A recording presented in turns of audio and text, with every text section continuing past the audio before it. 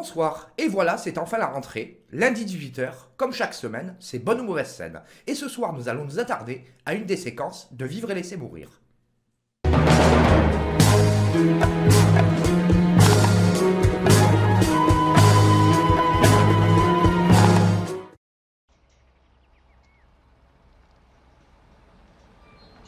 Et la scène dont je vais vous parler ce soir, c'est en fait une double scène. À la fois la scène de la ferme des crocodiles et la poursuite en bateau qui en découle.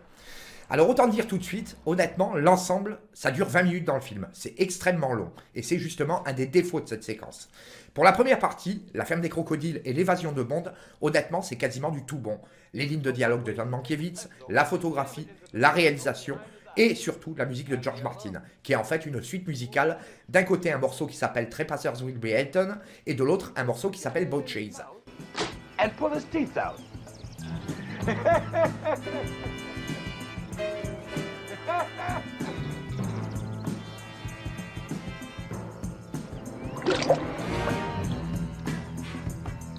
L'ensemble fonctionne plutôt très bien, musique, images, cascade, et d'ailleurs cette cascade, l'évasion de Bond sur le dos des crocodiles est absolument spectaculaire.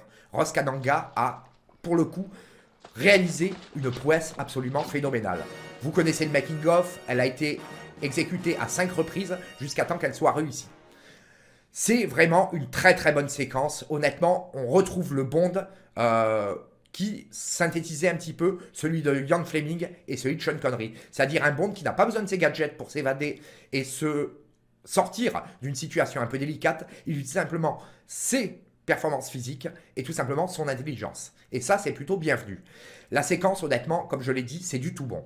C'est après, malheureusement, que ça se gâte.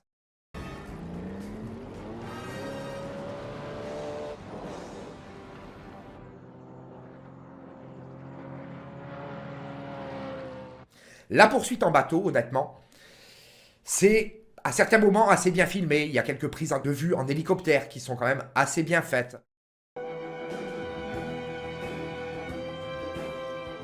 La photographie sur certaines séquences, c'est plutôt pas mal. Mais l'ensemble, finalement, est assez long, est assez poussif. Et surtout, il y a des traces d'humour, honnêtement, qui sont presque, je dirais, indignes d'un Bond. Je ne suis pas hostile au Sheriff Pepper parce qu'il a d'excellentes répliques. Je pense qu'il apporte une pointe un petit peu second degré et un petit peu humoristique dans cette séquence. Mais à un moment donné, on arrive quelque part à une forme d'excès. Je veux dire, les gags avec la police, la cage à poules, etc.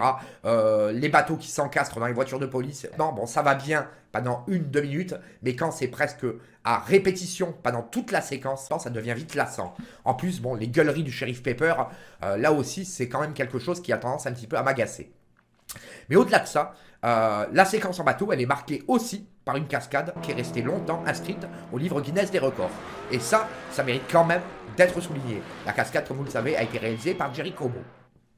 La séquence, dans sa globalité, elle fonctionne bien si on la raccourcissait au lieu de 20 minutes, si on lui retirait 5 ou 7 minutes afin d'en faire quelque chose de plus dense, de plus intense, peut-être avec des plans qui s'enchaînent beaucoup plus vite et être nettement moins contemplatif.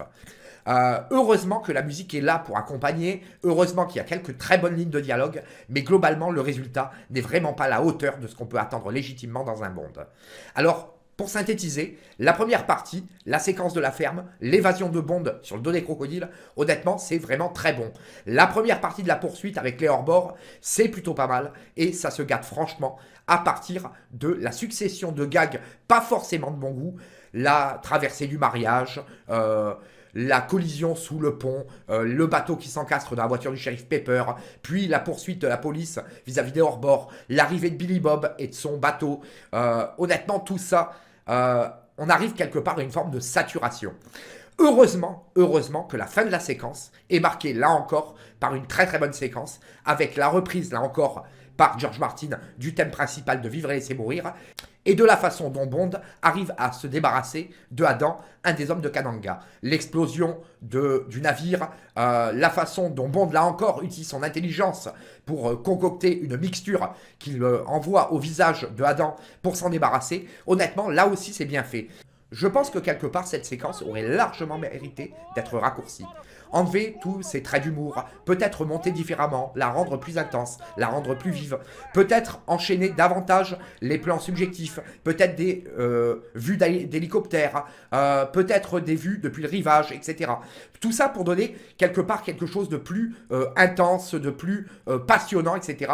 Parce que c'est vrai qu'une scène de 20 minutes dans un film qui dure 2 heures, il faut quand même reconnaître que ça fait un petit peu long, surtout que quand on analyse objectivement, il ne se passe pas grand-chose. Et c'est bien dommage. Parce que la première partie, comme je l'ai dit, elle est franchement réussie. La seconde partie, franchement, elle laisse à désirer. Et c'est dommage. C'est franchement dommage. Donc c'est une séquence qui me laisse quelque part assez mitigée, assez réservée. Bien que le film lui-même ne soit pas un mauvais film. C'est loin d'être un de mes préférés de la saga Bond, un de mes préférés de l'ère Moore, on en est loin.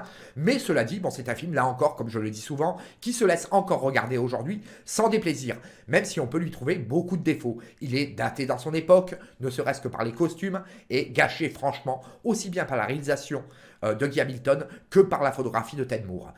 On sent clairement que les deux hommes, finalement, étaient quelque peu désintéressés par leur sujet, et là encore, c'est très dommage. Voilà, donc, quoi dire sur cette séquence? Première partie, la cascade sur le dos des crocodiles, franchement du tout bon. Les dialogues de Dan Mankiewicz, c'est franchement plutôt pas mal.